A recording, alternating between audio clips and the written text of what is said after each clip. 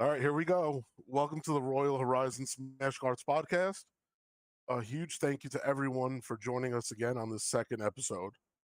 We're thrilled to kick things off and dive into the world of Smash Cards with our special guest. He's one of the top players. He's an amazing streamer. He's a moderator and a true legend of the game. It's an honor to have you here today, JTP, aka Joe the Pro, That is an awesome introduction. Thank you so much for having me. of course. Thanks for accepting the invite, Joe. Hello, everyone, Appearon here. Thanks for joining us today. And I hope you guys will enjoy the podcast. Okay, Joe, let's start from the beginning. Let's start Mhm. with your name, for example. What does it stand for? I mean, everyone knows it's for Joe the Pro, but why did you choose this name? Yeah, that's a good question. I get that question a lot. Uh, well, the short and simple answer for that question is many years ago when I started browser gaming, I always felt the need to record them and upload them because all my friends were doing it. So during summer breaks, I would just record YouTube videos. It could be any game. It could be mobile game, browser games, just any game in general at that point. Just to pass the time in the summer break. So I would post these YouTube videos, and my in-game name for a lot of those video games was Joe the Pro, which is a name that my younger brother had given me. And so I just stuck with it. It was just kind of a joke at first. Then I started the Smash Cuts YouTube channel and started posting videos here and there.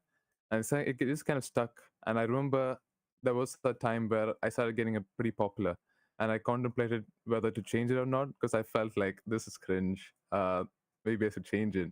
And I remember Boss Angeles had told me very specifically, he told me not to change it because now you've created this image around Smash Cuts and people know you pretty well. They like to call you Joe the Pro, so maybe you should just keep it as it is. So what I did is I just shortened it to JTP because a lot of people would call me Joe or JTP for short. So yeah, I go by those two names mainly. Yeah, that's the story behind that. Oh, I see. That's a nice story. But before JTP, did you have any other username?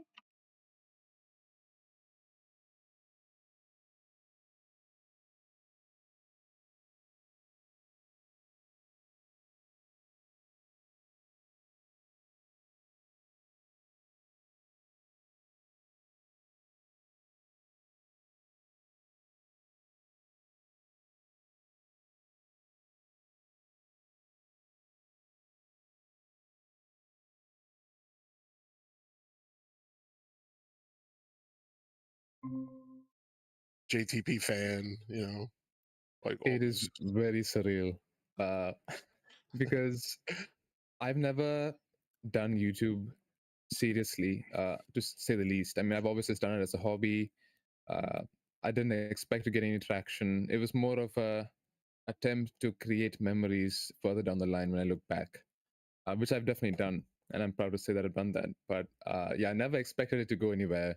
But then when I started being active on the Discord server and started reaching out, playing games with pros, having chats with a lot of moderators at the time, they would give me pretty solid advice on how I could be more appealing to the audience and do more creative stuff. So I would do a lot of 1v1s, which is very uncommon back in the day. I mean, now it's a huge part of the game. We have tournaments and a lot of different game modes based around that style of gameplay. But back in the day, it was very unheard of, and it was actually kind of a hassle to be able to reach out to someone, schedule a match, and then send the code. Now we've got different game modes built around that. We've got Go Target and various other game modes. But before it was 3-minute timed rounds and just straight 1v1s. And I would reach out to a lot of pros back in the day. Outrun was one of the main ones I used to do, and I remember very distinctly that he used to beat me pretty bad. And I used to think there's no way I'm gonna continue playing this game. I was completely demoralized. But he was a lot of fun to play with, and I would just stick around, keep playing these games with pros, and started making YouTube videos around it. And then I noticed that there are certain members of the community that have a very good name in the community. So I would reach out to them, do 1v1s with them. So their followers or their people who know of them would watch the video. And yeah, that's kind of how it started out. And those videos gained a lot of traction, at least inside the community. And then I started building a small name inside the community. I reached out to a couple of the devs. Tournaments started happening, so I played in those, and then the rest just happened by itself very naturally. But I just never stopped making videos until recently. It's been a while since I posted a video. I've done a couple of live streams and a lot of sponsorships and things like that. But it's been a while since I posted a video itself. So I'm hoping to get back on that. Okay. No, that's really interesting. And so is this kind of why you stuck with the game? I guess you could say that. The funny thing is, when I started playing Smash Cards, which is around 4 years ago now, the second I found the game, I knew that this is a game that I would play every day whenever I got the free time, just to release some stress, just to have fun with my siblings or my friends. And I just, I just kept playing with it. And I'm typically the kind of person who is a one game guy. I don't like to play multiple games.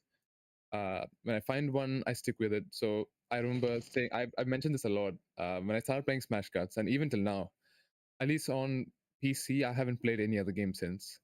Um, especially on the channel. But even if you, for example, if you come to my house and you join me in my gaming setup, it's just Smash Cards all day long. I haven't played any other That's games. that's dedication right there. Yeah. That is dedication. My dad and Definitely. my brother are serious console gamers. Like, they love the Xbox and they play FIFA. They play all the Xbox games, and I would occasionally join them. But I've been playing Smash Cards for 4 years now, and that's the only game I've been playing for the past 4 years. Yeah, so that's another reason. I just love the game and I love the community.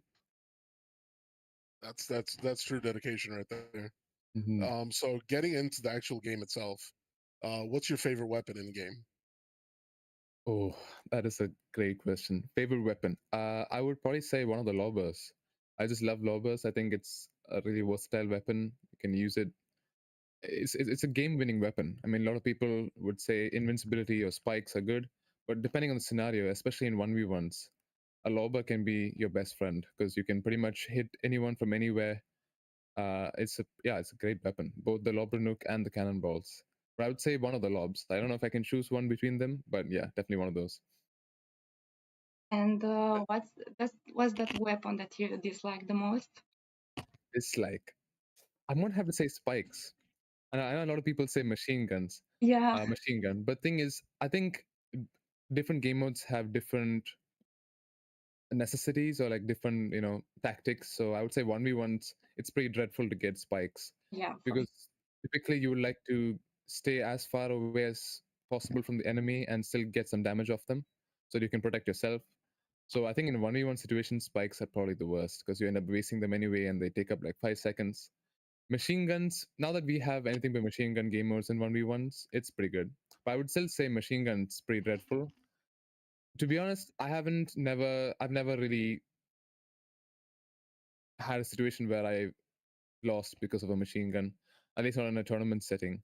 Not that we have anything but machine guns. But yeah, definitely spikes or machine gun for sure. Since you mentioned the 1v1 game mode, what's your favorite game? I would say Capture the Flag. Capture the Really? Flag is a lot of fun. Yeah, Capture the Flag. Anything teams related. I love teams matches. That's why I've always enjoyed playing in teams tournaments, whether it's gem collector, hat holder. But CTF is just a lot of fun because I remember when we used to do those tournament streams back in the day. When Jash and I used to do a lot of streams for up and coming tournament hosts. I don't know if you guys have heard of Super Smasher, Yeah. but he was one of those tournament hosts that I stuck with for a long time because I remember I was one of the first people he reached out to when he started his own server. This is before he became an official host, and he was just he was just doing his first tournament. And I had at that point I had hosted at least I had refed in a lot of tournaments. I've got a lot of experience in playing in them, so he reached out to me to help him design this tournament format. And we did this FFA tournament that was very successful. He put up it was an unofficial tournament, but he put up his own money for the top three, and he was a great host actually. And we designed a really good format, and we started doing all these tournaments. And he invited Jash on board to stream the matches. So oftentimes, either before the tournament or after the tournament, we would play hours and hours of CTF on stream. And those were a couple of probably the most fun Smash Card moments I've ever had. Playing CTF with Super Smash at Jash, Boss, all the pros back in the day. This was maybe a year ago, maybe 2 years back. Uh, it's been a while since I've spoken to him. But yeah, CTF is a lot of fun, especially if you're on call. I think CTF can be a lot of fun. Yeah, for sure. We didn't even know this. I never knew that you played Capture the Flag. Yeah. Well, the thing is, I've been really off the grid in terms of Discord and YouTube.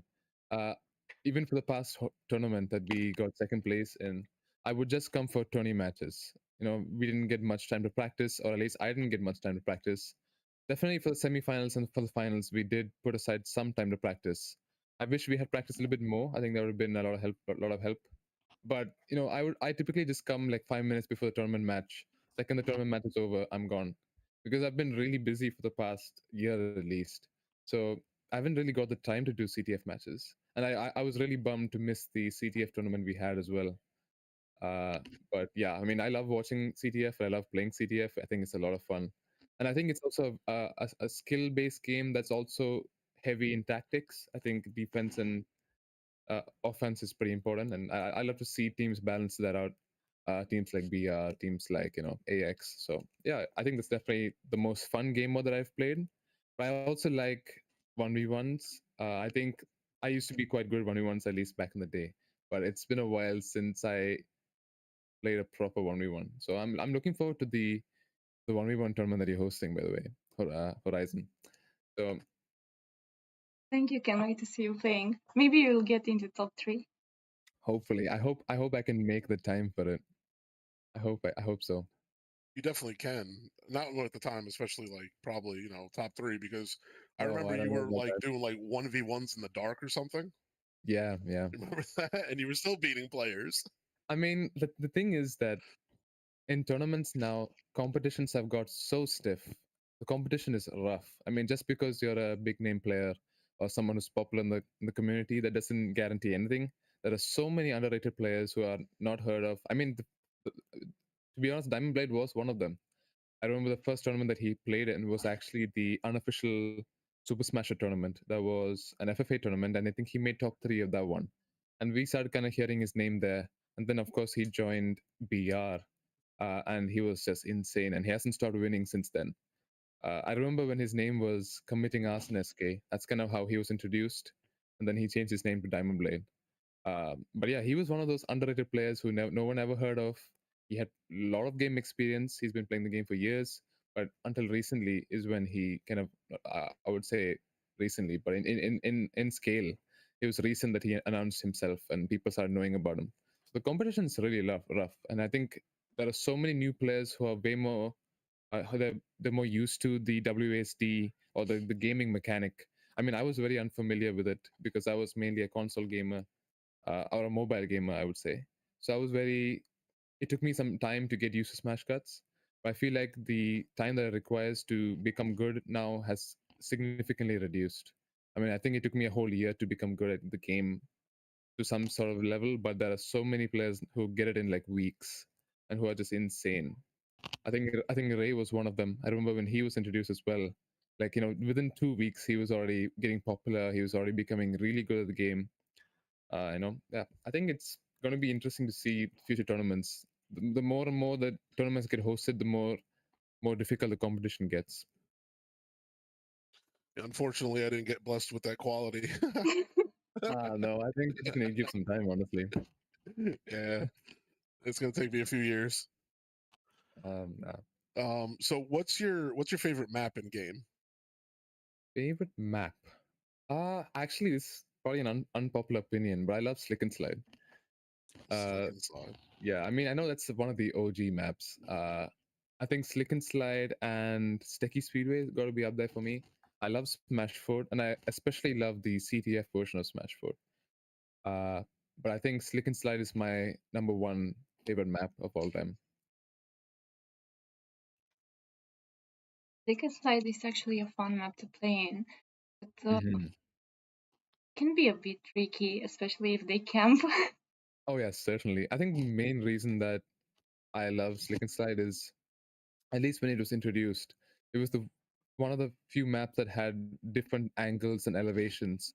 So there were different trick shot possibilities. I mean, sorry to say this, but before Ray was doing it, I was the one doing the trick shots. So Oh man, shots uh, fired. that No, I'm just kidding. because I had a whole series around it. So I remember specifically when the map had released, I thought to myself, this is a cool map to do some trick shots because no one really tries to do them, at least in FFA. So I would do these 1v1s with people in chat or people from the Discord community, my friends, and I would just record these 1v1s, hours and hours of footage, and hopefully get a couple of moments where I see like a trick shot possibility and I go for it. And I did a whole series based around Second Slide. I think I did 5 different trick shots, I think, in Second Slide. It was a long time ago. I think maybe 3 years ago now. But yeah, I mean, I was doing it before Ray was, so yeah, I mean, Ray is obviously insane at trick shots. He is the trick shot guy. But yeah, I mean, that's probably my favorite quality of Slick and Slide, at least back in the day, because there was no other map like it. And I like the color scheme, and I love the summer theme. The fact that you can go outside the map, you can go around the outer edges of the map, you can go into the water, different cool elements like that. Or you could just camp on the slide. Yeah, you could do that. I mean, I wasn't one to camp, but Or the diving board, right? the diving board, yeah, that's all cool little elements of the map that I liked. And which map do you dislike the most, and why? Dislike. Yeah. Oh, that's a tough one. Stecky Speedway. Nah, No, Just kidding. I'm just the thing kidding. is that there's so many different maps now. Let me just actually check the map roster. skate park. Skate Park is one of my favorites, honestly. Oh, Yeah, I love Skate Park. I think if it wasn't Slick and Slide, it would probably be Skate Park or yeah, Speedway. But I think maybe oh, I'm not quite sure actually. Maybe Drop Zone. Uh, that's a tough one because Drop Zone is a very cool map for 1v1s. I mean, I like games. I like a challenge. So Drop Zone is definitely a challenging map. It's not just about getting your shots. It's about playing the man.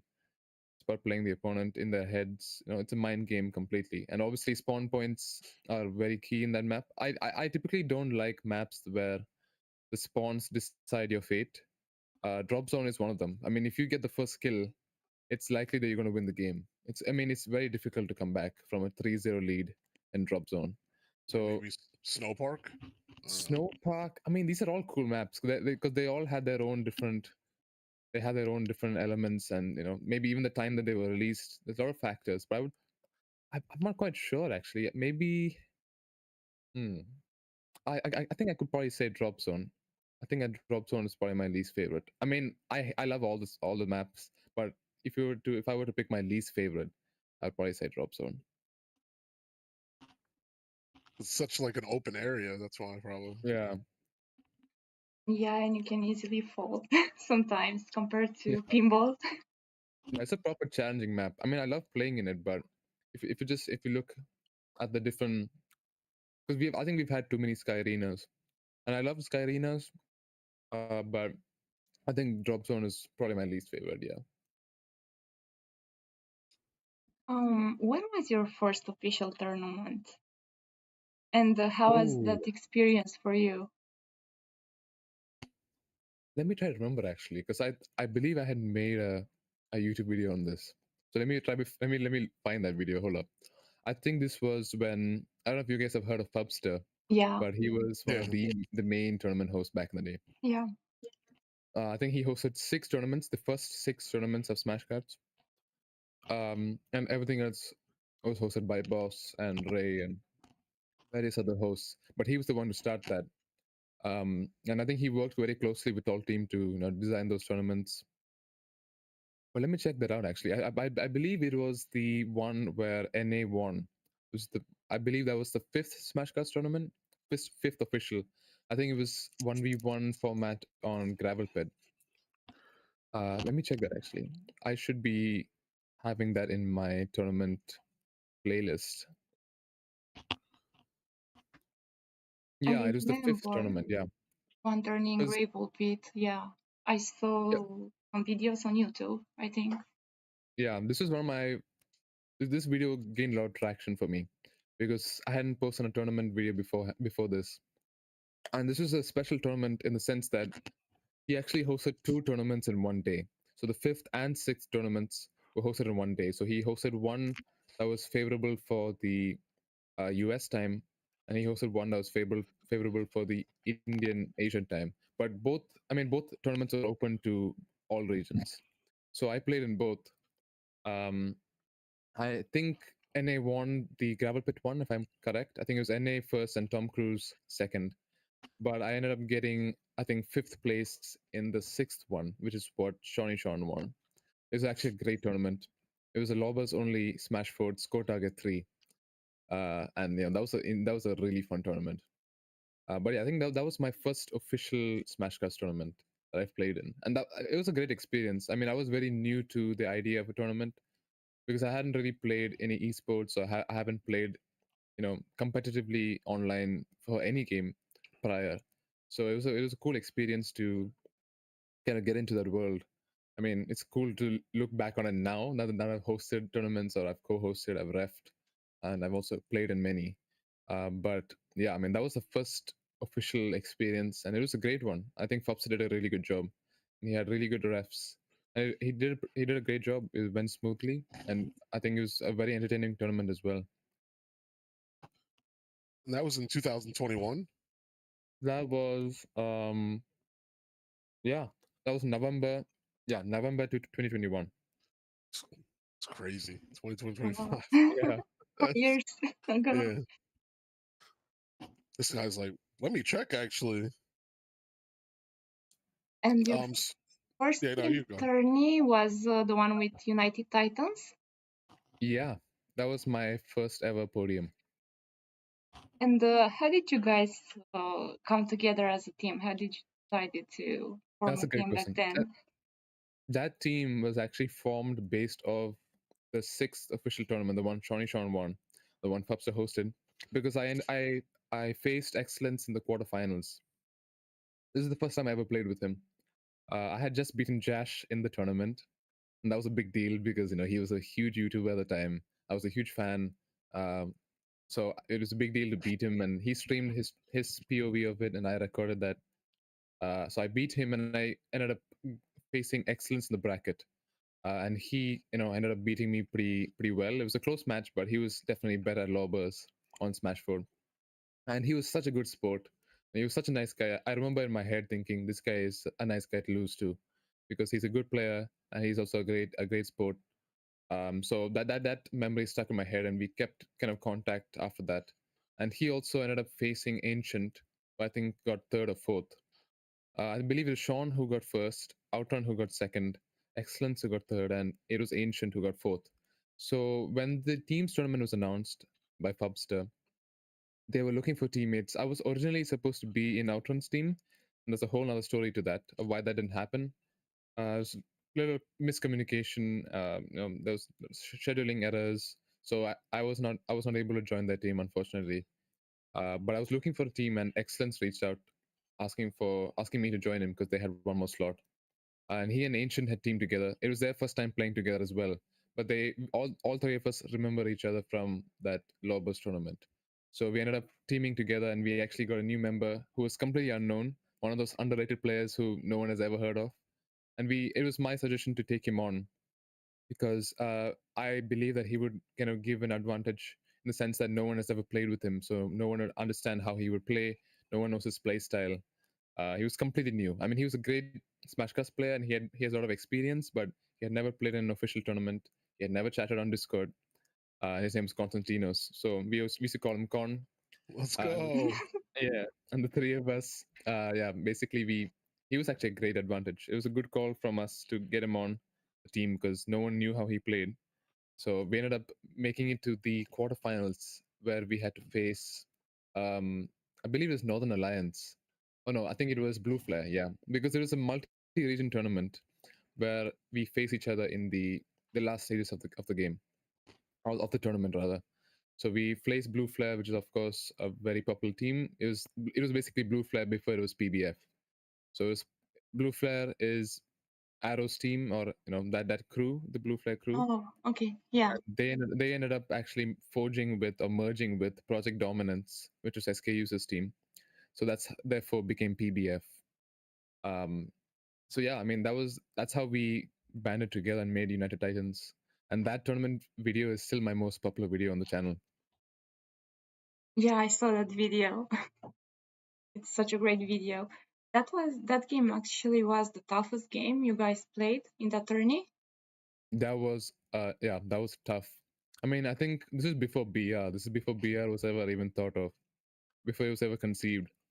There was a team called Bolt Strike, which I could say you could call it the BR before BR. I mean, they were just insane.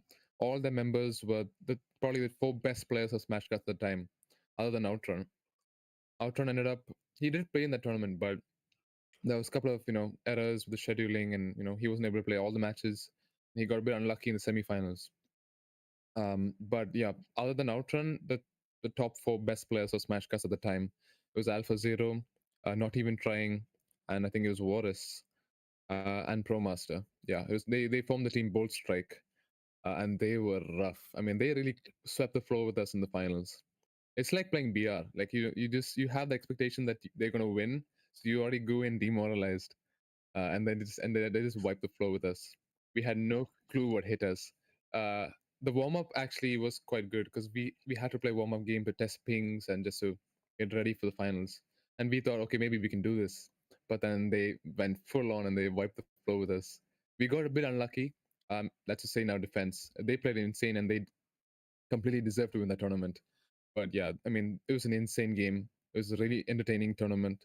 I think my favorite game in that tournament was probably the semifinals where we played Northern Alliance, which is Rocket Frog's team, and Rocket Frog is also obviously a close friend of mine, great tournament host. Yeah, he's just a great guy overall. It was a really cool matchup. And the funny thing is, Bold Strike ended up winning the second team tournament as well. So they were dominant. They were, like I said, the BR before BR. They won the first and second official teams tournaments back to back. So yeah, they were insane. Oh, yeah, so were really like VR. Mm-hmm. Absolutely. And then why didn't United Titans continue as a team? Yeah, that's a great question. I mean, I would have loved to continue in UT, but the problem is, we started noticing that whenever teams are formed from different regions, for example, Excellence was EU. I believe he's based in England, so he had good ping in Europe, and I was in Asia at the time, and Ancient was in India. So it was 3 different countries, 3 different regions, and 3 different pings. So whenever we would play a team from the US, we would have really high ping or a lot of lag. So to prevent that from happening in future tournaments, a rule was implemented that you have to team with players from your own region, and that's how that tournament rule has been followed up till now. Even now, Region 1, Region 2, Asia and Europe. I mean, sorry, Asia and India and Europe and America. So because of that regional rule, we were forced to split up. Uh, so I mean, I was very disappointed, honestly.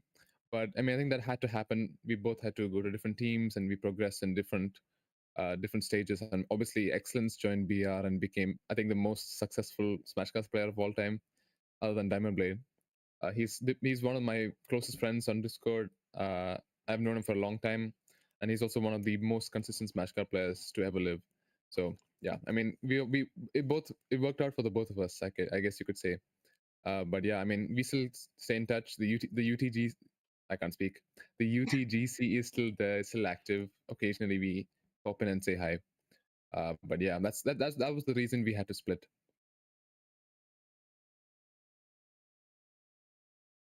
All right, and then so the spring of 2023, you had your first free for all tournament, and you finished 4th place, right? Yeah. And then That was also a Super Smash tournament. Yeah.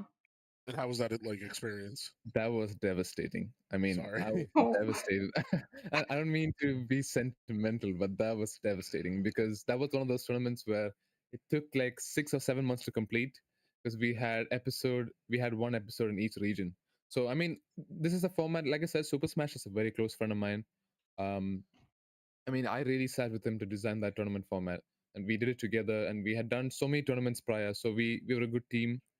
I would help him, give him perspective as a player, as a ref, as a streamer. So we designed that format, and we we wanted it to be really big. Like we wanted to host the biggest Smash Cups tournament. I believe at that time it was the biggest because we had the rewards sponsored by the devs as well, but also he had sponsored rewards for top three. I think he gave $100 keyboard or something. I think it was a keyboard for first place, or you could just get the cash straight and spend it on what you like. But it was a huge deal at the time because no one had actually spent money on the game. I mean, obviously now we have a Royal Smash, but back then it was Super Smasher who would sponsor these tournaments, and he took it very seriously. He would run ads on Google for the tournaments for all his YouTube videos. He saw YouTube and Smash Cuts as a business venture, and I love that vision of him, a vision of his, and we would both discuss a lot on how we can progress the game, how we can make tournaments bigger, we can make our channels bigger. We really wanted to scream the name Smash Cuts across the world. So we wanted to host the biggest tournament, and we decided on a format that was huge. It required a lot of work. So we hosted 6 episodes in each region. So that was basically Wow. 12 tournaments in total, 12 mini tournaments. And they're all FFA. I mean, they all had they had their issues, but we had a really good ref team. So we were able to manage. But I think out of the 6 episodes, in region one, which is Asian India, if you win 4 episodes, it's like a guaranteed place in the finals. Or if you win 2 or more, I had already won 2 at that point in the first 6. So we got a spot in the finals, and we had insane players. I mean, Diamond Blade was one of them. We had Outrun, we had Arrow, who was I think in the peak of his form in FFA at least. We had so many great players, and I was really excited to be in the finals because after the group stage, I had the highest points in all of Region One. So people were kind of backing me to win the tournament or at least make top three because I was the best in that Region One group stage. And then the finals happened, and we had a lot of issues at the finals because we had to create huge rooms, and because of the limitations of how many players you can add in a room. Um, we would have Jash fill in. When refs can't fill the spots in, typically people from his stream or even just random people end up joining the room and taking up space. People who aren't refs, people who aren't streaming, people who aren't participants, just random players. And that would obviously disrupt the flow of the game. And so that ended up having its own issues. And I ended up getting fourth because Arrow beat me, I think, by 2 kills, I think it was. And I was really devastated because I really wanted to make top three in that one. And it was such a huge build up as well, like 7 months of playing the game, playing the tournament, helping him host it, and everything. And then I really wanted to be in that top three. But yeah, that was a very famous win by Diamond Blade. Yeah, that was devastating. So if you're asking me how I felt, it was a really fun tournament, and I think it achieved its goal of being the biggest tournament. It really screamed the name Smash Cards. I think Jash did a fantastic job streaming that tournament, and it became a huge thing for him as well on his channel. So it did its job, but I mean, I would have loved to be in the top three of that one. But last year, I think it was another FFA tourney, and this time you got the first place, right, in Region 2 after a Yes. close battle with No One Can Beat Me. Yeah, that was an interesting moment. I've said this in that tournament video, and I've said this in public as well. If Diamond Blade was in my region, I don't think I would have won.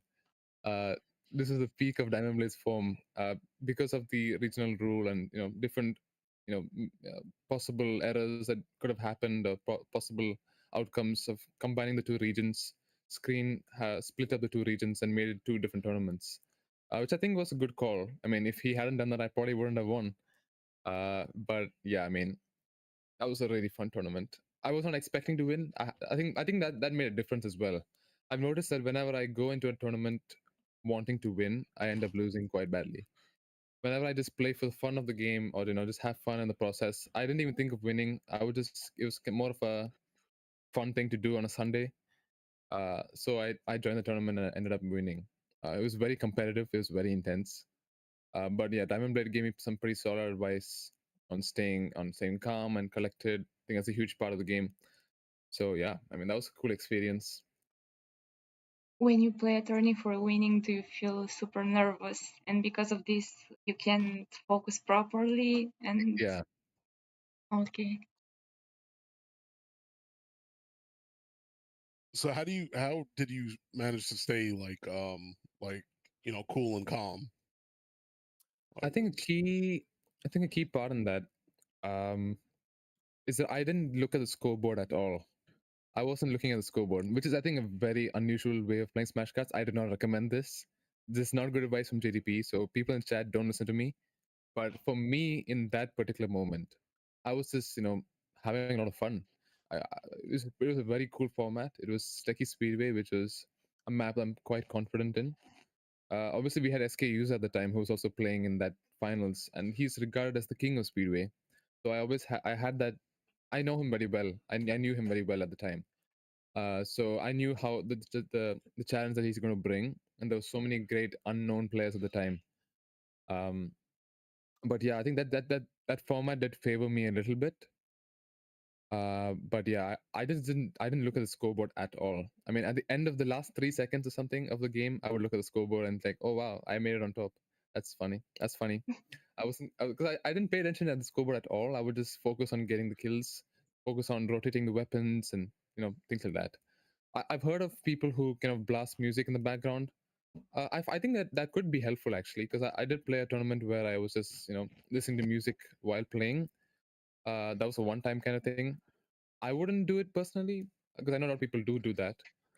I think for FFA, I think it's fine if you play music in the background, because when I play Smash Cards regularly, just on a normal day, I have music playing in the background.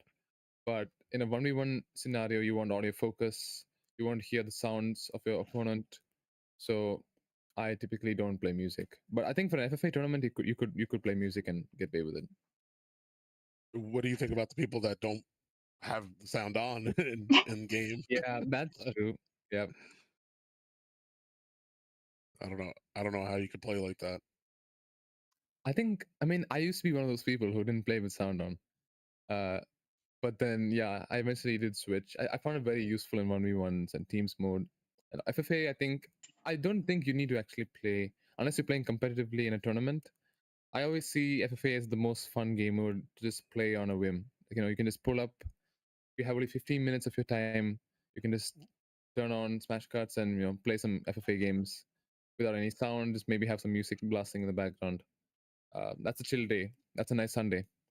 So yeah, I mean, I think it depends on the game mode and the scenario, but I think sound is usually quite helpful.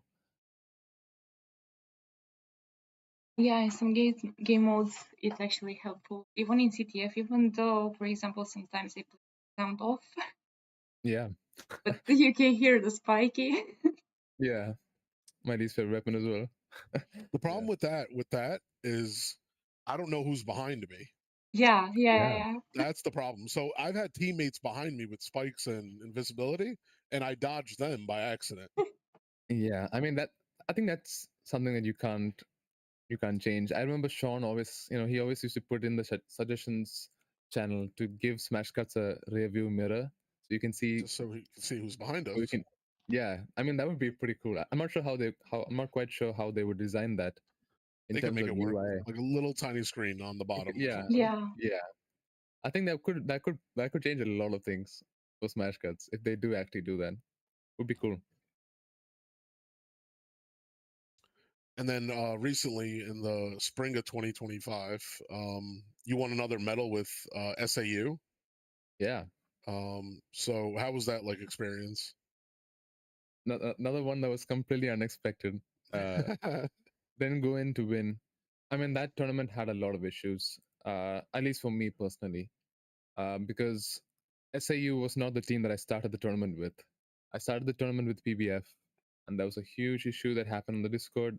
Some of you might know. So Yeah. they ended up getting banned, or the team ended up getting eliminated due to other reasons. And so I had the choice whether I want to continue in the tournament. Ray was kind enough to do that. Um, and the funny thing is, because the tournament host was also eliminated, or he was banned in the process, Ray and I had to take over the tournament, and I think Ray did most of the heavy lifting, and he did a great job. I didn't have the time, unfortunately, but I would give feedback occasionally. I would give some advice to the refs. But I think the refs and Ray did a great job. They did all the heavy lifting. So they were, Ray was kind enough to give me a choice whether I want to continue in the tournament or I can just choose to go out. and I wanted to continue because I was really looking forward to that format. I've always enjoyed teams tournaments, and I've always said this: teams tournaments are my only chance to make the top three because my team does all the heavy lifting.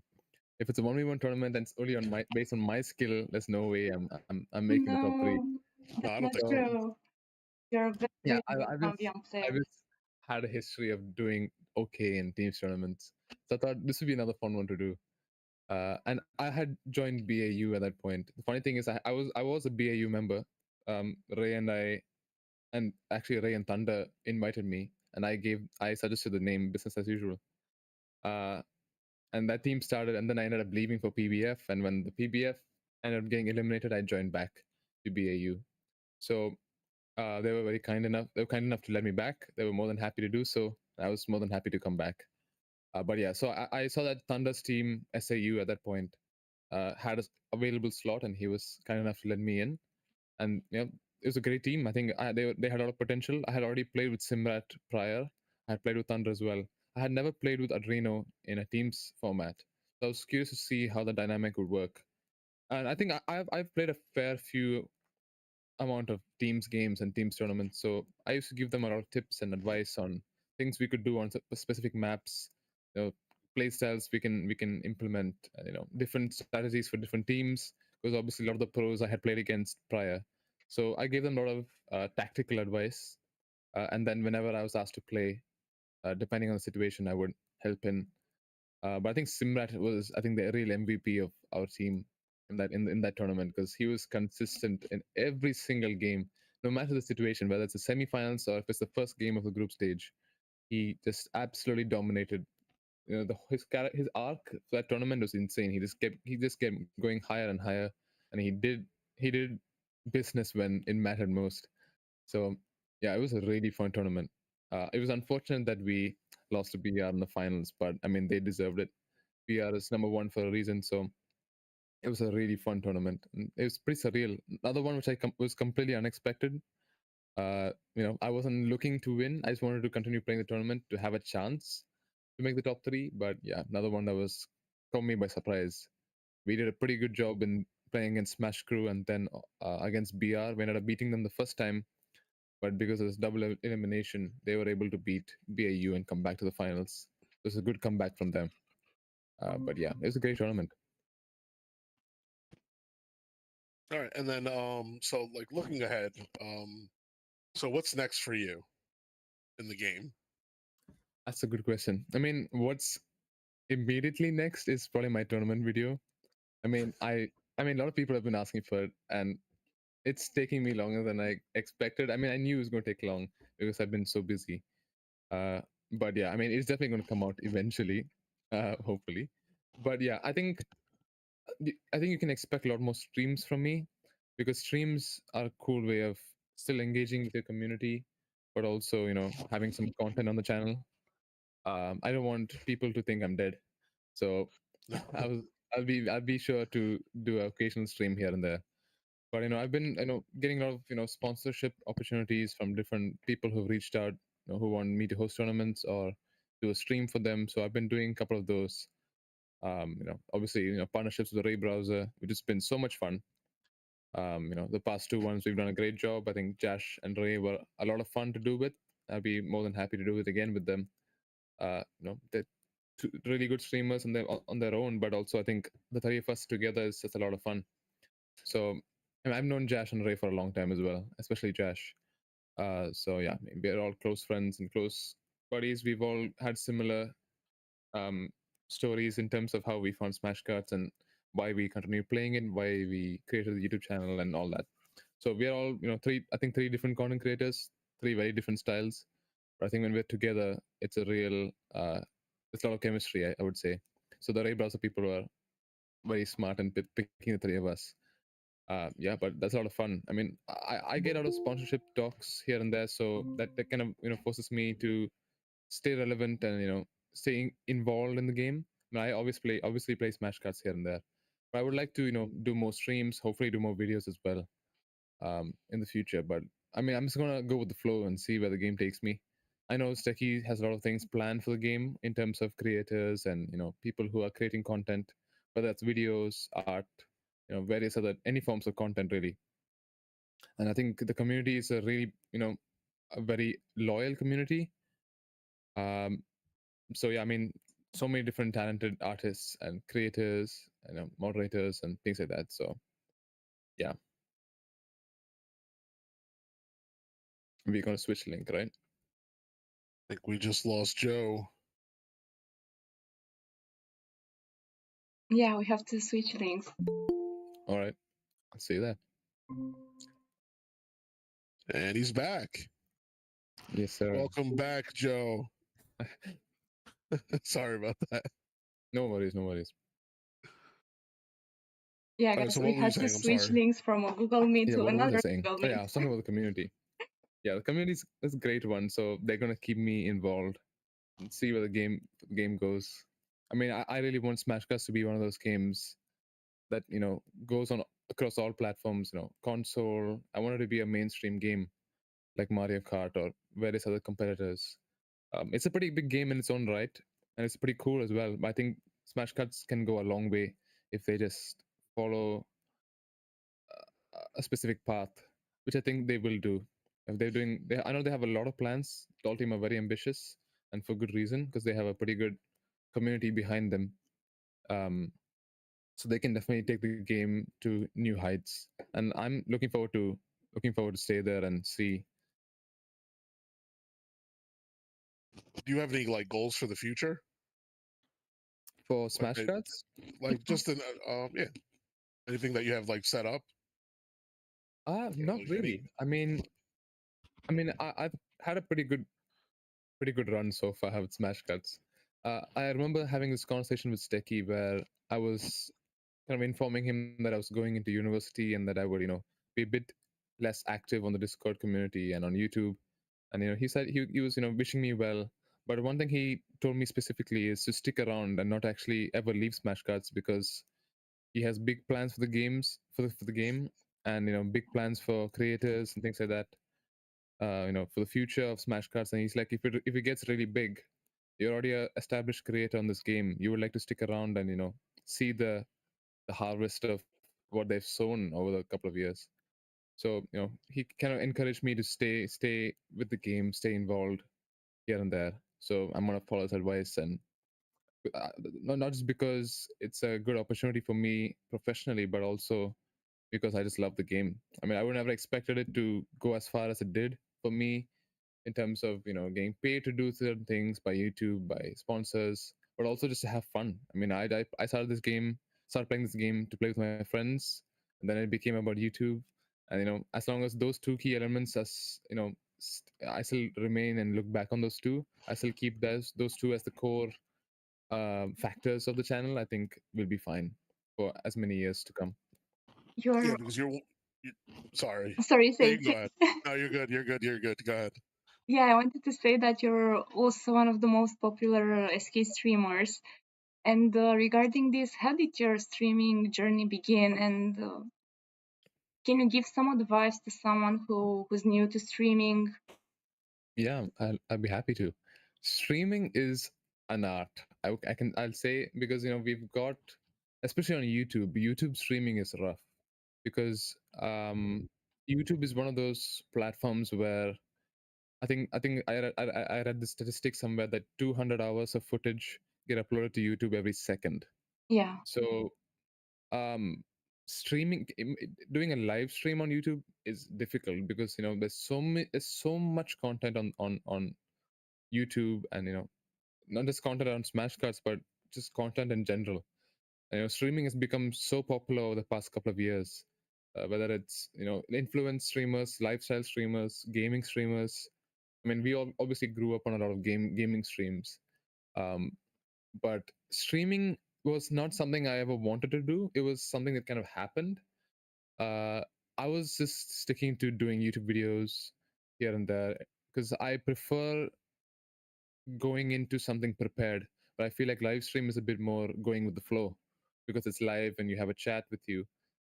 I'm a very organized, and I guess you could say a very heavy OCD person, in the sense that I'm very organized in the way I go about things.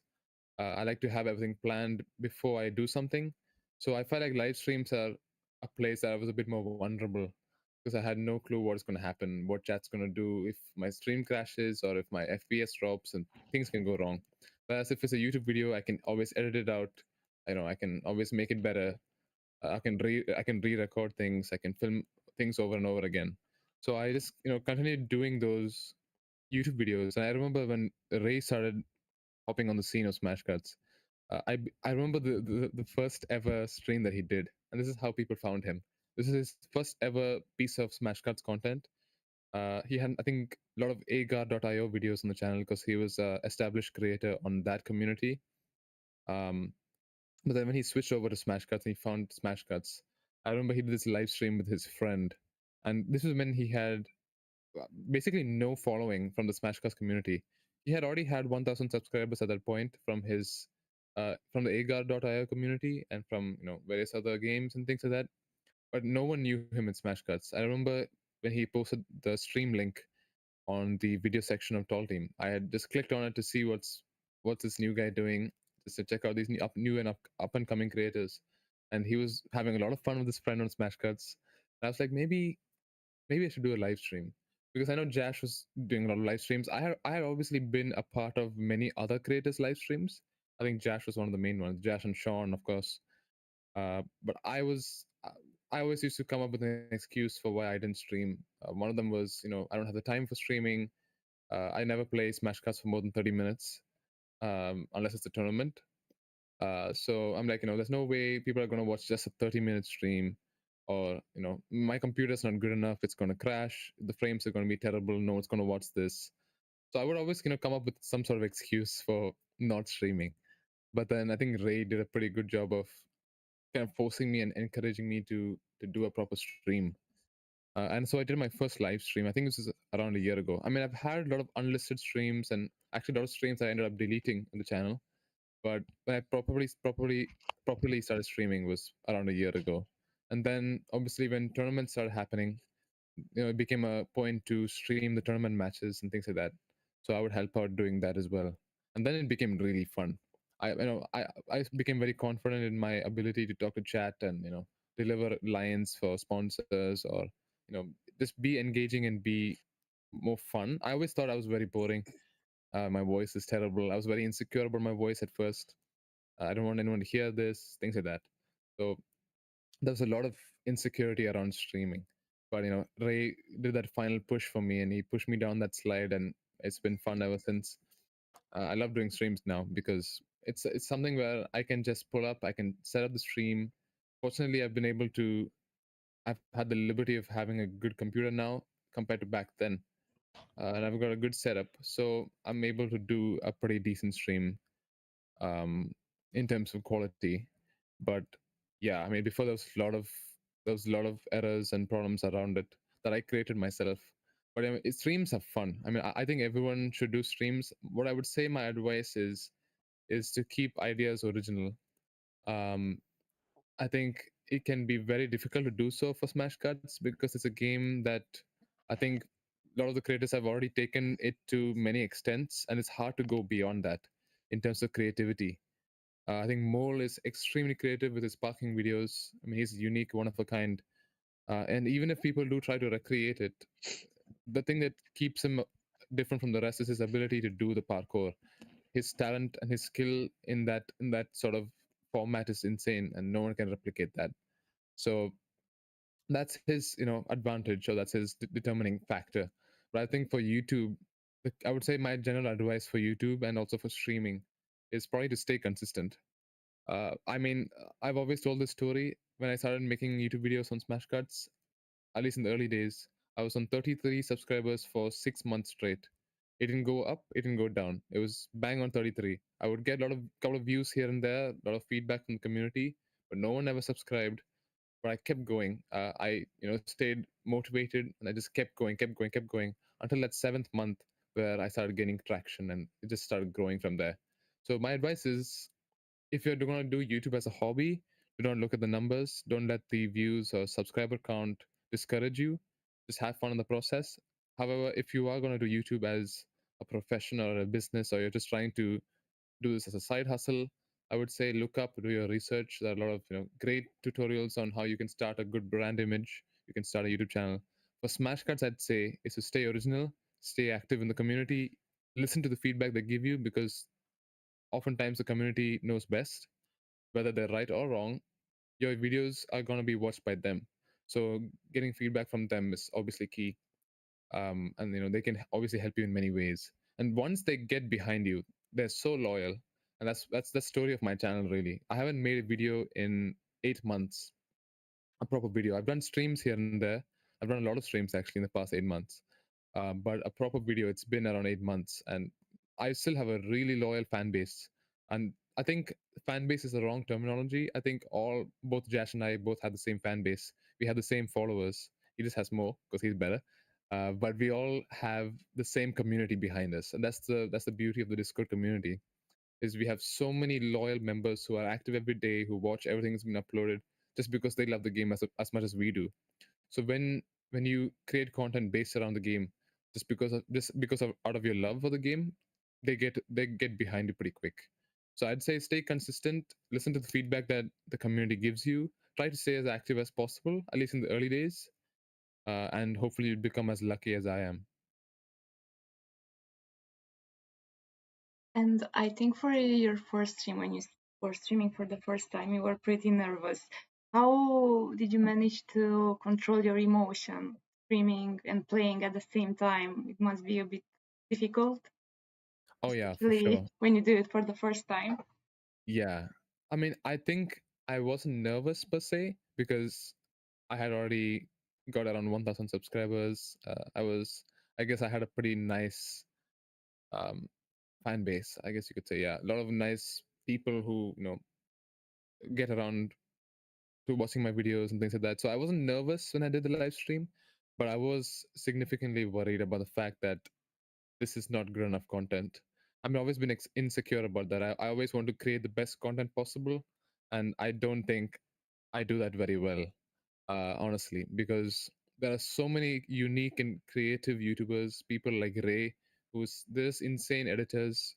I mean, I think Ray is one of the best Smash Card YouTubers that we have. Jash is up there because he's just so creative, and he's obviously an editing maestro as well.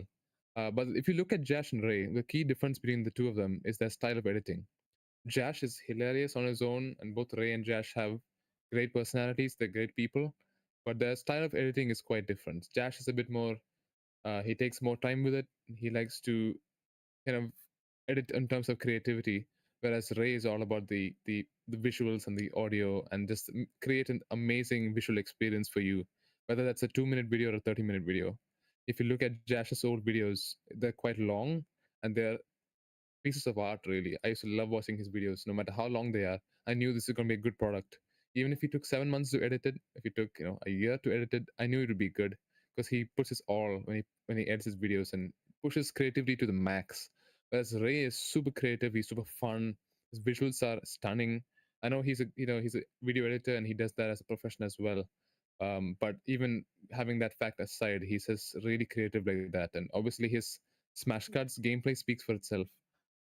So I think when you look at the two of them and you look at me, I'm just a small person in that world, because I think I maybe balance the two of those qualities. I think probably the key factor in my videos is a lot of the popular videos are the ones that has the best gameplay, not necessarily because they were great videos in terms of editing, but just because there was such good gameplay in those videos.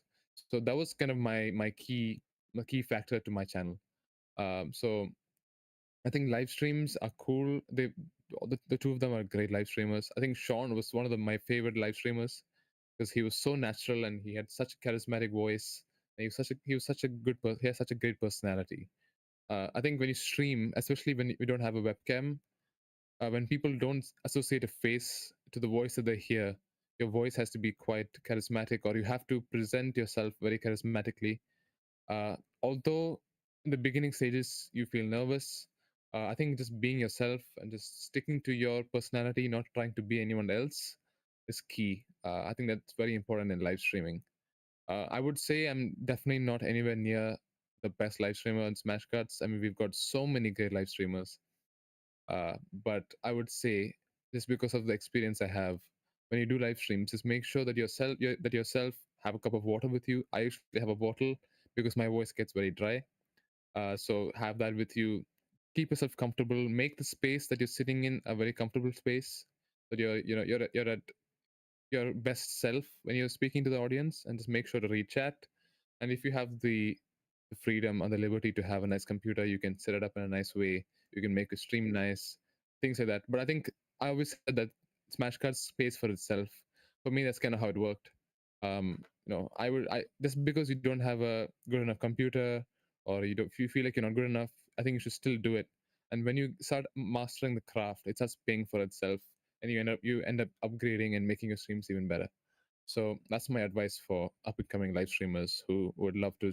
I would love to see them. I always check the video channel to see if there's any new content by new people, and whenever I see something that stands out, I make it a point to note it, and can I inform the moderators of this person? We keep an eye on them, and if they continue doing so good, we end up giving them the content creator role. So yeah, that's my advice. But I'm not someone you should really seek advice from. I've always said that if you want really good advice, if you want a great example of a great Smashcast YouTube channel, you should go to Jash or Ray or Sean for that matter. And there's so many great channels who are better than me. I think this is just because I find it very difficult to speak about myself. I think it's just an insecurity of mine. But in all honesty, I think if you want to learn to do live streams and you feel like that's something you want to do, just make sure you know your stuff. Make sure you're playing the game that you want to play, not because someone else is doing it. Just because someone else does a good job on this game doesn't necessarily mean it suits your style. I often found myself trying to replicate popular streams of playing Minecraft or whatever, but I found that naturally I had just had more fun, and I felt more comfortable when playing Smash Cards and talking to the community. So just make sure to listen to the community. I think that's very key, whether you're making videos or doing live streams. So yeah, that's my advice. And then you've also, like, one thing I've noticed too is commentating on games. Like, you really, really do that well. I just want to Thank let you know about that, because I know for my the capture of the flag tournament that I hosted like a while back, Yep. and I had asked you to help me with that, and I'm grateful for that. Thank you. Yeah. Thank You did a yeah. amazing job with that. So that's like another thing that you do really, really, really well. I So I just appreciate wanted it. to Yeah. put that out there. Yeah. Commentating, I think, comes from playing the game. I don't think you can be if you look at any sports broadcast, whether it's American football, whether it's football, soccer, whatever you call it, cricket, rugby, whatever sport it is, a lot of the commentators are former players, because they can give you that insight, whether it's tactics, whether it's different moves you can do in the game. So I think for Smash Cuts, that's kind of the same rule applies, because I had so much experience in playing in 1v1 tournaments and different game modes of Smash Cuts. I felt very comfortable speaking about what they can do better and giving my advice or my perspective on how the game's going. So I always found commentating really fun. I think Jash is also a great commentator. I mean, I always end up. I think any YouTuber who comes into the space of Smash Cuts ends up comparing themselves to Jash, because I feel like he's right at the pinnacle of excellence in Smash Cuts. Him and Ray, I mean, for sure, probably my two favorite creators on the game. So I always, use Jash. Jash is a great example, and he's really charismatic, and he does a good job at commentating as well. But I think when you have that much experience in a game, you can give some pretty good insights.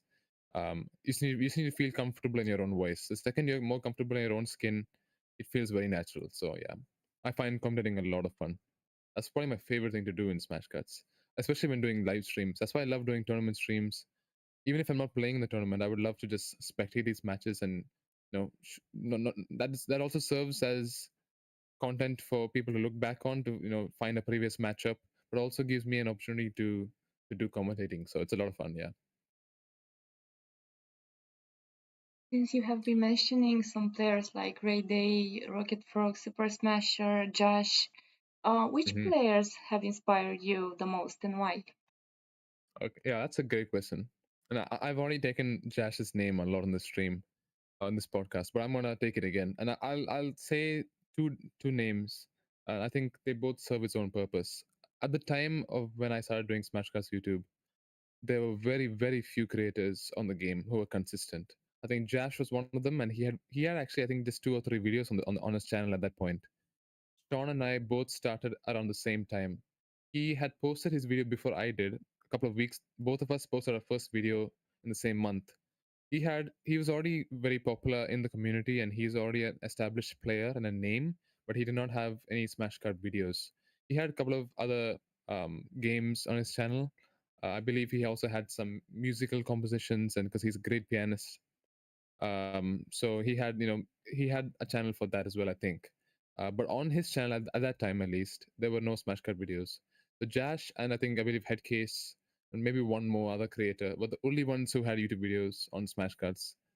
And Jash would obviously take a little longer to edit his videos because they were just so good. It would take some time to make them that good, and obviously the time that it takes to edit the videos itself, and his schedules and things like that. So I thought, maybe I should start making Smash Cut videos because no one really does this. And I always say this whenever the person who inspired me to become a YouTuber for Smash Cuts was Jash. The second I saw his videos, and I specifically remember him dropping the video for the first time where he had his voice in it. That was the first video that he had his voice in it, and I just love that video. And I think that's still his most popular Smash Cut video. I think it was the 5 tips on how to become better at Smash Cuts, and it's just such a great video. I think even now it just stands the test of time, and people still find it's like used as a trailer for Smash Cuts. I think on Pokey and Crazy Games. I think it's on Tall Team's channel as well. So it's just a brilliant Smash Cut video, and I remember seeing that and thinking I want to be like this. This is what I want to do. So Jash is my inspiration for, I would say, Smash Cuts YouTube. But my inspiration for being a better Smash Cut player, I would say, was Sean, because Sean was just such a good player at the time. Sean and Outrun both. Outrun, obviously, I had not as much contact with at that time. I was a bit more connected with Sean. So I would just occasionally rock up to Discord and play Smash Cuts with him. And I remember thinking this guy's good, and he would post his highlight videos, and he actually kind of encouraged me to do highlight videos as well, because highlight videos were these compilations where you combine all your best Smash Cuts clips for each month of the year. So he would have Smash Cut highlights from August, from December, from November, etc. So I remember him telling me, like, I feel like I'm the only one doing this. Other YouTubers should do this. I feel like the community would be interested to see how you play Smash Cuts on a regular, a bit more laid back, longer videos. So he kind of encouraged me to do it, and I started doing it and had a lot of fun. It became a huge series on my channel, and people started watching the highlight videos. And I remember thinking, man, this guy is really good. I would say Sean is my inspiration for being a better Smash Cut player, and he inspired me to be competitive in tournaments and things like that. I would say Jash is my inspiration for YouTube. So they both have their own roles in the image of JTP, I would say. But yeah, those two are the main inspirations, and obviously Outrun for sure. I mean, now Outrun and I are really close friends, and even back then, but I was more connected with Jash and Sean at the time. So yeah, I think there's still great inspirations for anyone who joins the community. They both still have great content. Whenever they do release a video or they do a stream, they still deliver. And I always say this, so they both of them are great inspirations to look up to. And then I have a question actually. So you've mentioned Outrun a few times. So do you think that there would have been a chance for you to join Burning Rubber at one point? There could have been. I mean, I think there was an opportunity, and it wasn't a direct opportunity in the sense that they invited me or I asked to join. But there was a chance because Excellence was in that team, and Excellence and I were close friends. We always wanted to play together. We wanted to continue playing together even after UT split. UT splitting was not even our choice. It was a tournament necessity. It was a requirement. So we always wanted to play together. We still wanted to play together. We still do. So I've kind of thought to myself, maybe, but then Burning Rubber is just the best of the best, and I do not think I belong in that team in terms of skill. Honestly, because even their current lineup, they just cover the best Smash Card players in the world. Having Diamond Blade in the team is obviously a huge factor, but even without Diamond Blade, they're just a brilliant team, and they're just insanely consistent. I mean, this is what domination looks like. This is what it means to be the best in the world. Being the best in the world is not just winning one tournament or doing something great once. It's being consistent, whether you get first place or not. To make the podium consistently that many times in a row, that's not easy. So Burning Rubber is, I mean, I will always look up to them, and if they do ask me to join, which I don't think is going to happen, I mean that's another conversation. And I'm really happy with being in BAU. I think BAU is probably going to be a top three team. It already is. They've made top three already.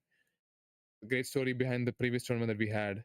Both BAU and SAU were playing the Smashcast tournaments for the first time. It was the first official teams tournament that both those teams have played, and both those teams made the podium. So that's an insane achievement as well. BAU's got an insane lineup. SAU's got an insane lineup. So BR should watch out because there are a lot of teams that are up and coming, teams who are playing for the first time, players who are joining teams together for the first time, playing with each other for the first time, and they're creating a riot in those tournaments. So BR should watch out. They're gonna stay the best, I think, because they just have such great players and they're just so consistent. But they should watch out. This is a Listen, warning to BR. this is not what Outrun said on the last episode. He said it's not even close. Oh well, I think Outrun always been one of those guys, and this is one of my favorite qualities about him. He's just so charismatic and so confident. But I do think the gap is closing between BR and the rest of the world, and I think that was proved when we beat them. Uh, Although I guess you could say they made an insane comeback, and complete full credit to them. And another reason why people love BR is they're just great sports. And I know Excellence, we go way back, but Diamond Blade, despite being the best, and him having this sort of persona of being confident, even as a joke he can be a bit overconfident, but deep down he's such a nice guy, and he's a great sport. And I had chats with him even after we lost to them, congratulating them, and they were just great sports, great people, and they were one of my closest friends. So I'm gonna look at BR as pure competition, but those guys are some of the best people, let alone the best Smash Cut players. So I will always be close to them, especially Excellence, because we go way back. But this is a warning, BR. If you're watching this, we're coming for Oh you. God, here we go. We're coming for you. The gap is closing. It's gonna happen. I mean, I would love to see more competition. I hope Diamond Blade doesn't stop playing the game. I think he should stick around just to make tournaments more fun. Because I feel like whenever the competition is rough, that's when it's more satisfying to win. Uh, if you play in a tournament full of amateur players, there's no satisfaction in winning. When the second the competition gets rough, that's when games get intense and the pressure builds up, and that's the fun of tournaments. And I love Diamond Blade and I love Excellence and I love BR, but they should watch out because the gap is closing. And I'm not just speaking for BAU and SAU, but all teams who've been taking part in tournaments. I mean, they're just getting better and better and better. So the second, I think the more tournaments that get hosted, the closer it's going to get. But yeah, BR, you guys should watch out. But you know what it is with them is they've won so much, and they understand what it takes to win. Yeah. So when they see Absolutely. these other teams, they I don't know if you watch like basketball at all or anything. Oh yeah, for sure. Yeah. Like if you like Kobe Bryant, for example. Oh yeah, for sure. Rest in peace to the GOAT. That's the Um, goat. so he knew like like he didn't take vacations, like he didn't No hang out with way. Yeah. teammates. Like these guys understand what it takes to win and how much Absolutely. practice, how much communication, and they'll see it in a little, but they'll know deep down that it's not on their level. So that's where they get Yeah. that Yeah. confidence from. Oh yeah, for sure. You know, Especially like not just having one win. Second, you get more than 3 wins in a row. The confidence just builds up, and I think BR will be more than happy to see more competition because they've already won everything that needs to be won. Diamond Blade's got every single first place item that exists. Steki's going to have to create more because Diamond Blade's going to come for all of them, and Diamond Blade is the goat of Smash Cuts. I hope he stays the goat. But for the sake of the game, I think it's just going to be great if competition builds up. I think BR will be more than happy to entertain more competition, just to give themselves a challenge. They don't have to prove anything to anybody anymore. They've already proved themselves as the best team in Smash Cuts, and they will always be the number one team, or they will always be regarded. They will always be in that conversation. It's kind of like Kobe. Kobe's. I mean, this is on a side note as a basketball fan. Kobe's my number one. He's my favorite player of all time, and I loved Kobe not just as an athlete but also as a basketball player and just a person outside the game. His mentality is on another level, and I always respected him for that. And I was heartbroken when I heard the news. But just like Kobe, to be in that conversation of the GOAT talk, whether it's Smash Cuts 1v1 format, whether it's Teams format, CTF. That's why I think Diamond Blade is so good. He's just so good on all formats of the game, and I think that's what makes him the goat. So BR, I mean, I'm more than happy to face them hopefully in the next tournament as well. I mean, I love playing them, whether it's in the group stage or if it's in the final. It's always going to be a pleasure to play them. But yeah, I think despite what Outrun said, I think it's going to get closer and closer and closer. At least for the sake of the game, I hope I hope that's the case. No, yeah, you want it to be. Oh yeah, for sure. And then, but also like, so like when I first got into this game, Mhm. and I knew I was playing Burn Rubber for the first time, and Yeah. teammates are like, that we don't have a chance, and I'm Yeah. like, you know what, we're gonna lose to the best, Yeah. like if we lose, we're gonna go down against the best, so that's just what it is. Absolutely, yeah. And then we'll move on to the best weapon of all time. The best weapon. You want to take this horizontal? Yeah. How do you feel about the new weapon, Snowball? Well, that's a tough one because again, I mentioned this when I was talking about lobas as well. I think the game mode you play is very important. It's very key in deciding whether it's a good weapon or not. In FFA, I think I'm not quite sure how to feel about snowballs because I think I'm very happy they introduced a new weapon because they've had the same set of weapons for a long time now. So we always wanted another weapon. I don't think anyone expected it to be snowballs. I remember having this conversation with my brother um, when we were just playing the game once.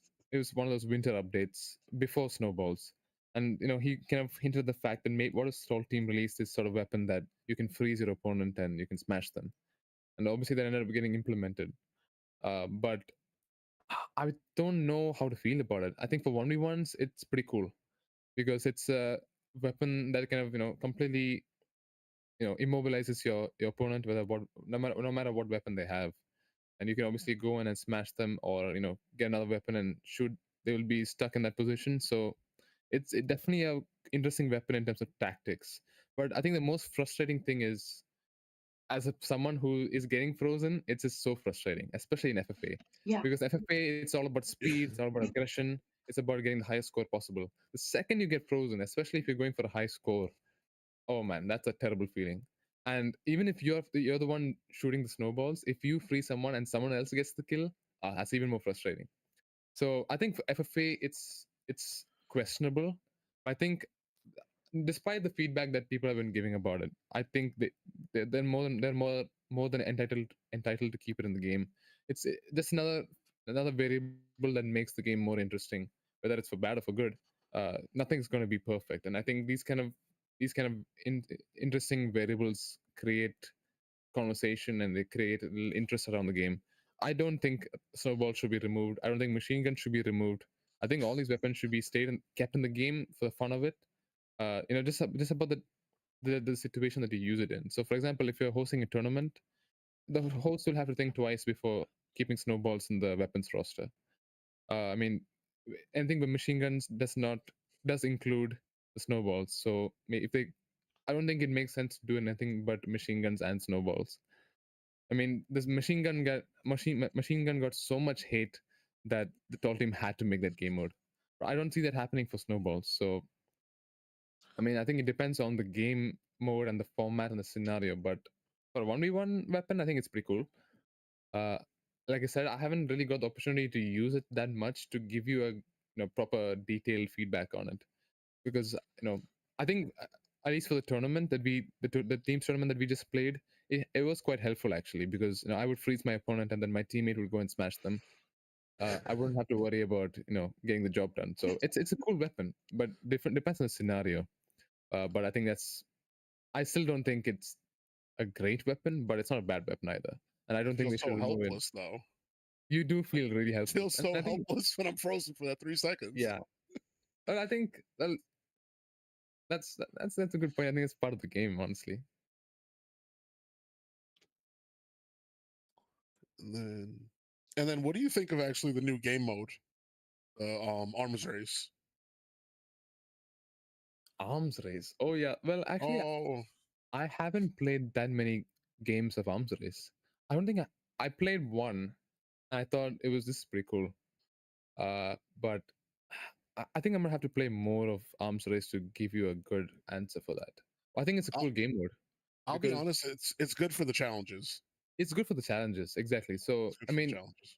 Smash Cuts told them they had to introduce something, especially when they introduce seasons. They had to keep some sort of incentive for players who have been playing the game for XP because the level cap is at 150, or it was at 150, right?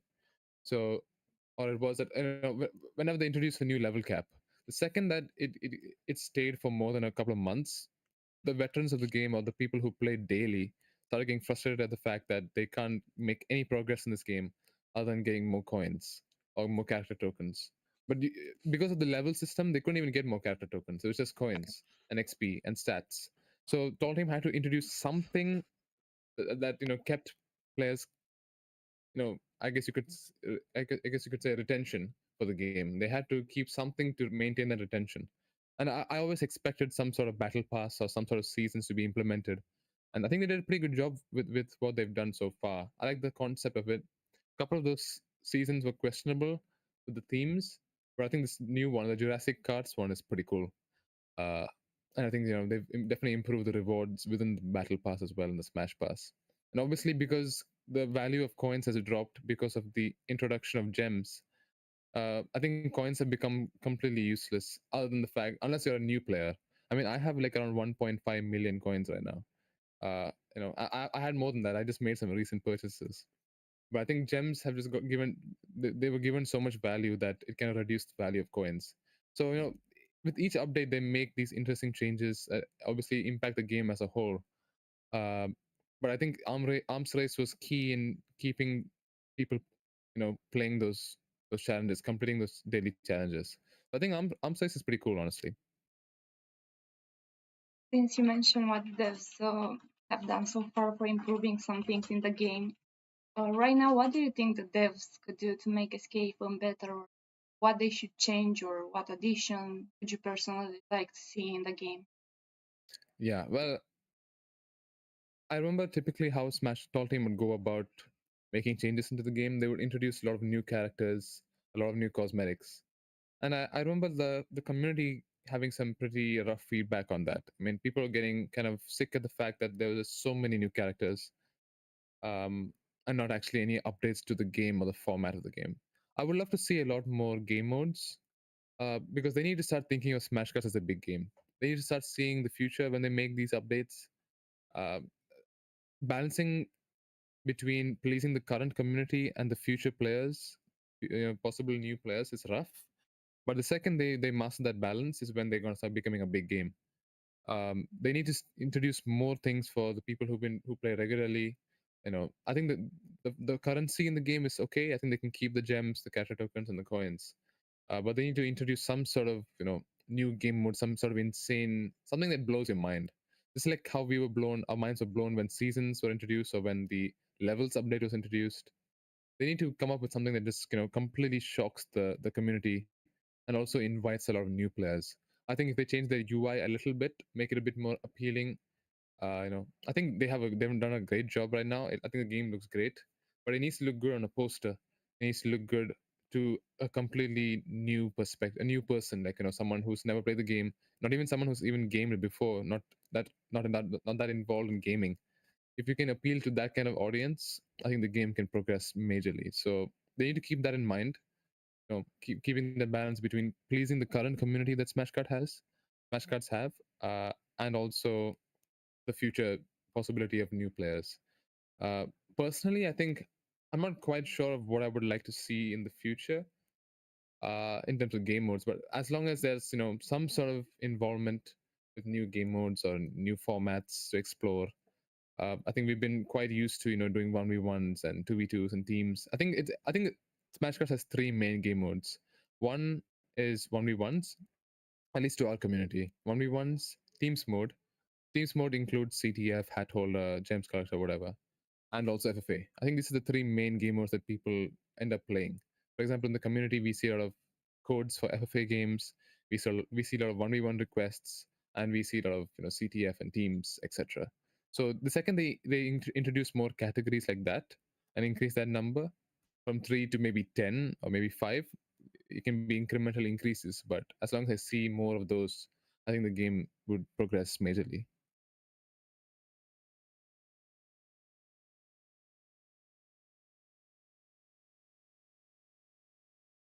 Would you like to see the 1v1 game mode being added on the new update? Actually, that would be nice. That would be a great start. That would be a great start to getting bigger as a game, increasing the community. I mean, they can make a lot of small changes. For example, the ability to choose the max players. They could type in a number instead of it increasing by 2 each time, because we have 2, 4, 6, 8, and onwards. If you can actually decide the number, it doesn't have to be more than 24. But if you can actually type in the number between 1 and 24, I think that'd be really helpful for tournaments.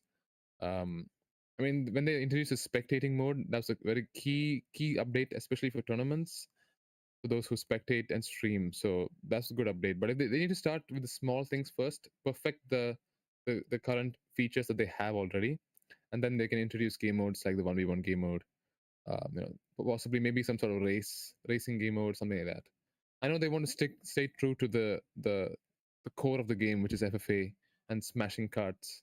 But if they can introduce something like some sort of obstacle course or some sort of race, things like that, just to explore and explore that horizon of opportunity that they have in front of them, that would be pretty cool. But I would say to Tall Team to perfect what they have already, make those small changes and then release those big name updates, and progress the game further. And then, what advice would you give someone that's, wants to improve quickly in the game? Oh, that's a good question. As someone who is a really slow learner, you should not be listening to my advice. uh, I mean, it took me a while to become good at the game. I remember, I think my advice for getting better at the game in general is just time spent with it. I think that number can be decided by you. For me, it's 30 minutes. I already mentioned that I don't play Smash Cuts for more than 30 minutes a day, unless we're doing some sort of teams practice, or maybe if I'm just playing games with chat on stream. I typically don't like to spend more than 30 minutes of the game, because I realized that after 30 minutes, I've been playing the game long enough in terms of duration to stay consistent, but also the second it goes more than 30 minutes, I find myself getting tired or getting burnt out. I start missing shots, things like that. I think it's just a personal thing, it's just a skill issue. A lot of pros play for long periods of time.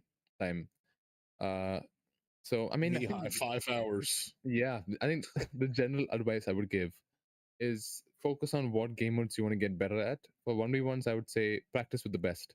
You do want try to reach out to the number one 1v1 player. That's what I used to do. I used to play with Outrun all the time. Uh, at that time, he was way more available than he is now. But I mean, whoever you can play with, whoever's decent at the game, try to play with them. Try to see what they do better than you.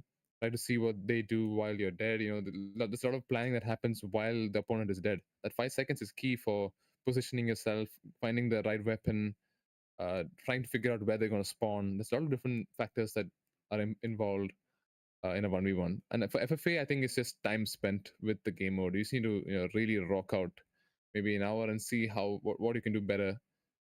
Positioning is everything in Smash Cards, because item boxes are key. I remember Sean inventing this idea of item box training, where he would create an empty room, and he would just maybe have bots or something, and he would just practice aiming at all the item boxes, because players tend to go for item boxes, so that's how you get prediction shots. And he got so good at shooting it directly at the item boxes that it became very natural to him, so he would be able to do it very quickly, very instinctively. So I think item box training is very, very, very helpful, at least in 1v1s especially. But I think I just play with the best and leave the rest, is what I say. uh, I think you'll be fine. Just time spent. I think you need to find your own style of play. Your own. Um, I guess you could say your own way of playing. How much time you spend with the game. I like to spend 30 minutes and nothing more. But that all depends on you. So I would say spend a lot of time understanding how the game works. I think watching YouTube videos on Smash Cards is actually helpful, Because I used to see Sean playing and be like, wow, so that's how he does it. He just turns that way. He shoots that way. He waits like this. Example. That's just an example. So I think watching Smash Cut gameplay is also very helpful. So if you can find Diamond Blade, he's a YouTuber. So look up Diamond Blade's YouTube channel. Try to see what he does good, what he does best, and see if you can replicate it. But then the second you start finding your own style, it becomes a bit more instinctual, or becomes more instinctive. Instinctual is not a word. My bad.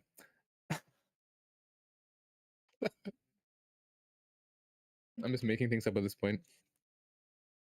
Looking back at your SK journey, what have been your best moments and the most difficult moments you faced? Oh, best moments gotta be for, I think probably my favorite moment. I mean, that's a really tough question, but anything that really happened on the channel, I've been lucky enough to document a lot of the stuff that's happened to me. I think definitely that first teams tournament win was key in not just the growth of me as my growth as a player, but also for the channel. It was huge for the channel. Uh, so that video and that tournament did a lot for my channel and also for me getting better at the game. But I think one of my favorite moments is probably those collaborations with the Ray browser. I just had so much fun in the process of spending time with Ray and Josh, discussing on how we can implement this tournament, helping in how that format is decided, helping Ray browser find the optimal uh, route on how they can improve the browser, how they can market it, how they can advertise it. I was able to give feedback on how I would view the browser as a player, as a internet user. So there's a lot of different things that we were able to do in that tournament, in those collaborations. I would say those are probably one of my favorite moments in terms of having fun. I would say a couple of the best highlights of the channel is probably when I won my first ever tournament. That teams tournament that way back then. Those were a couple of the best moments for sure. Whenever I spend time with Josh, Ray, Sean, whenever I spend time with somebody else, is probably my favorite moment. So those long streams of playing CTF with Boss, Super Smasher, Josh, and Sean, those kind of moments, those are probably the most fun. Looking back, yeah. Someone in the chat is asking, what is your favorite item in SK, card top or celebration? That's a good question. I've been lucky enough to get some custom items. Obviously, I have the content creator topper, which is given to streamers for tournaments. I think it's pretty cool. I like my second place silver topper as well. That's pretty cool. Obviously, the gold trophy hat it just stands for something else.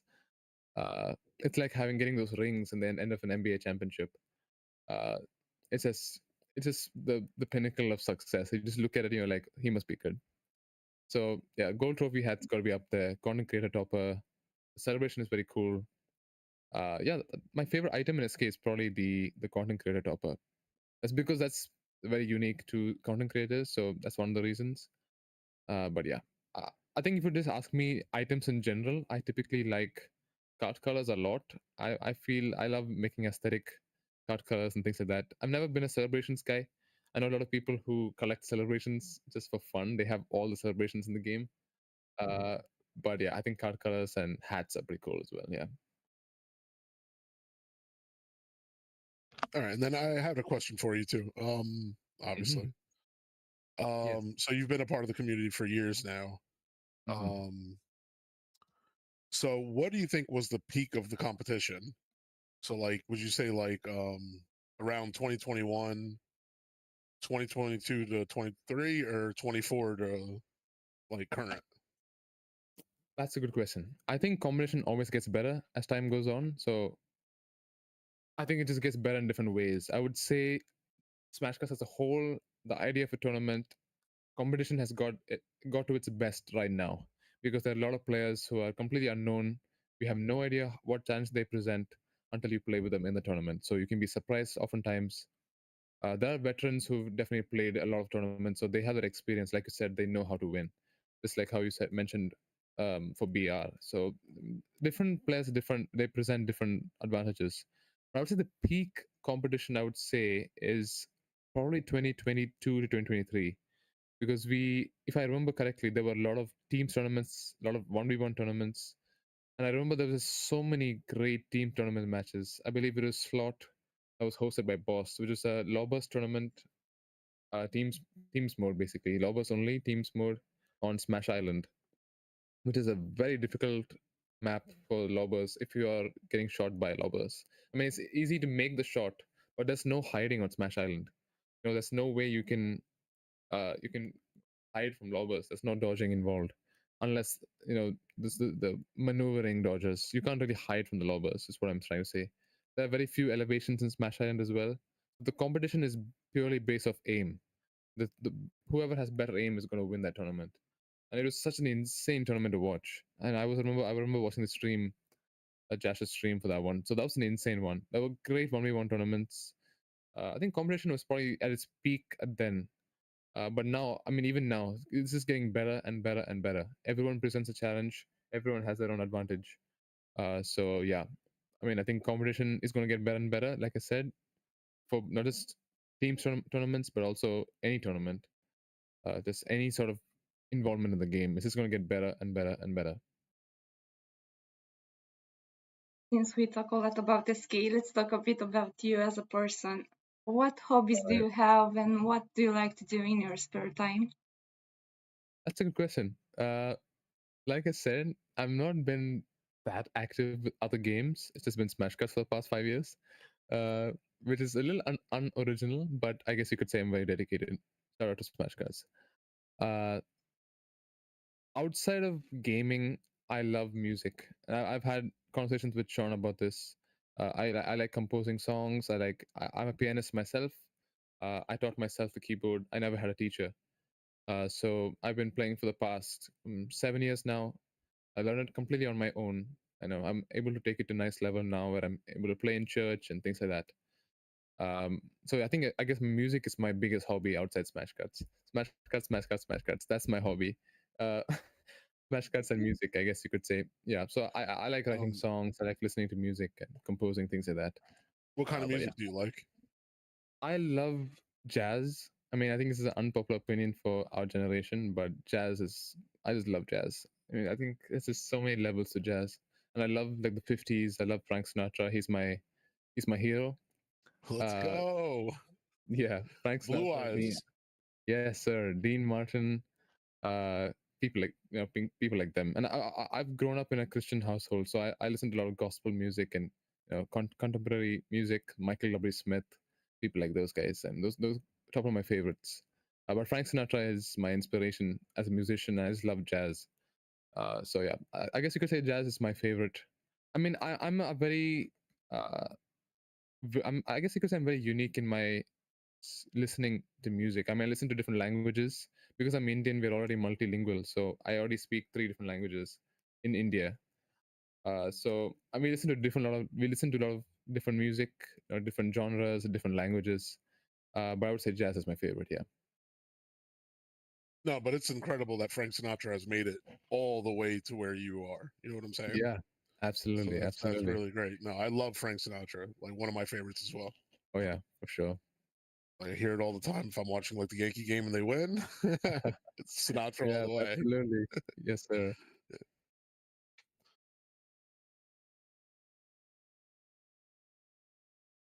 And then horizontal, do you have anything else for him?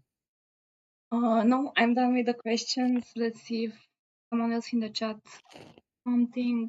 Is Super Smash Up with SK? Yes, as far as I know. I just saw Diamond Blade in the chat. What's up, Diamond Blade? It's good to see you. He knows that you called him out, so oh yeah, here. I just saw that now. I just saw his his presence is here. Yeah, you just need to say the word BR. He just pops up. Yeah. Let's see if anyone no else more questions from here, and no more question in the chat, as far as I can see. All right, I see a couple of questions previously, like they've just typed in. Let me see if I can do my best to answer some of them. About your favorite item. Mm-hmm. JTP Momo says, JTP, your accent is so beautiful and handsome. Wow. Didn't see that coming. I appreciate it. I've always been insecure about it. So That's a good conference boost right there. 33 subscribers must be a sign, JTP. Will the world FFA record be 33 now? It's a good point. Diamond Blade's in the chat, so maybe you should ask him.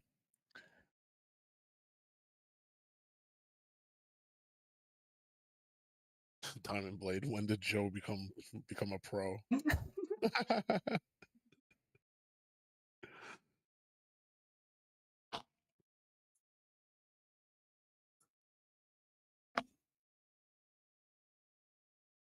see what else they have. But you know what's crazy? If this was like in the Tall Team chat, they'd be asking you nonstop questions. Yeah, it would be You pretty know? non-stop. Yeah, I promise you. And now's their chance, and this is what they do.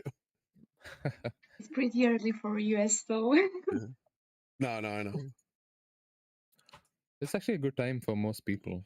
So yeah, I mean, I typically, I feel like a lot of the thing with this podcast is a lot of these people who are asking the questions already know a lot of the answers that I've said over the years on my own channel, or but they've asked me the same questions. So they kind of not the same questions that you guys asked me, but the questions that they want to know that they've been asking in chat. I think a lot of them already know. So that's not much new questions other than the questions that you guys asked me. But yeah. No, but you gave a lot of like this. This was amazing though. Like you gave a lot of great information. Yeah. And like I'm really, really like happy and proud that we were able to sit down for the past I think it's been like 2 hours. I'm not gonna lie to you. Yeah, it's been a while.